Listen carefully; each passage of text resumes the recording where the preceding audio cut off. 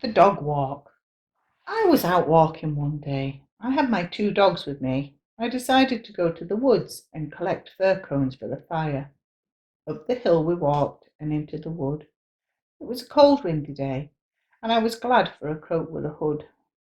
As we went deeper into the woods, I began collecting cones and the odd stick. I had two big shopping bags to fill. Something startled me. I thought I'd seen something out of the corner of my eye. It must have been the dogs, or maybe just my imagination. The dogs were having a brilliant time. Bandit had never been to the woods before. It was so new and exciting. Copper had been loads of times, so she knew where to go. The squirrels had had a right feast. The cones were few and far between, so I decided to go deeper into the wood and search for more. I heard a branch crack behind me, and I spun round, but there was nothing to see. It couldn't have been the dogs, as they were ahead of me. It got me to thinking about what I thought I'd seen earlier from the corner of my eye. Again, another branch cracked. My heart was racing, and I was getting scared. Was I being followed? Was I in danger? Was it a person, or was it an animal? Should I run? Should I just stay still? Questions running through my mind. Where were the dogs? Were they okay? Had they heard it? Do I call them back? My heart was beating out of my chest. I decided to look behind me. Again, there was nothing to see. Now what should I do?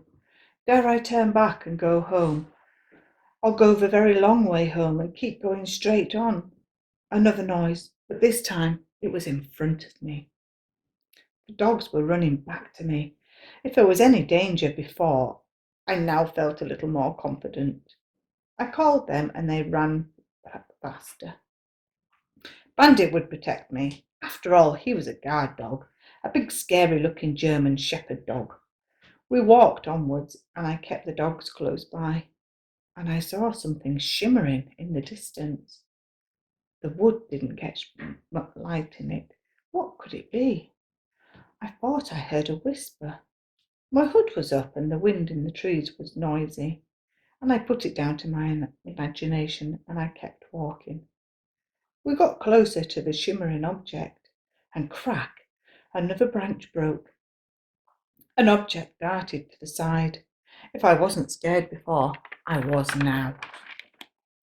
The dogs were growling and the hackles were standing on end, and my heart was racing yet again.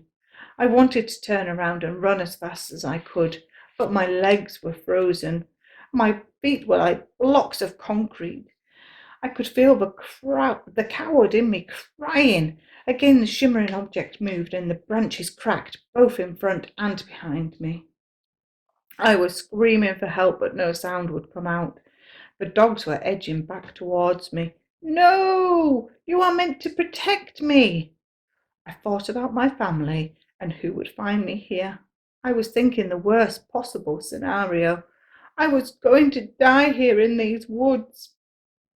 The shimmering object came closer to me and the branches cracked beneath it, and the branches on the trees moved with force. I turned and forced my feet to move. I was stumbling over broken branches, desperate to get out of the wood. Tears were streaming down my face, and I could taste the snot running into my mouth. The dogs were running with me. They were barking and looking around, and then we stopped dead still. Before us stood something I have never seen in my life. The shimmering object was there. I could stretch my hand out and touch it. It was that close. My breathing calmed and the dog stopped barking and lay on the ground. Wow, what was this thing? I must have been talking to myself, but out loud as the shimmering object reached out and touched my hand. It was a lady.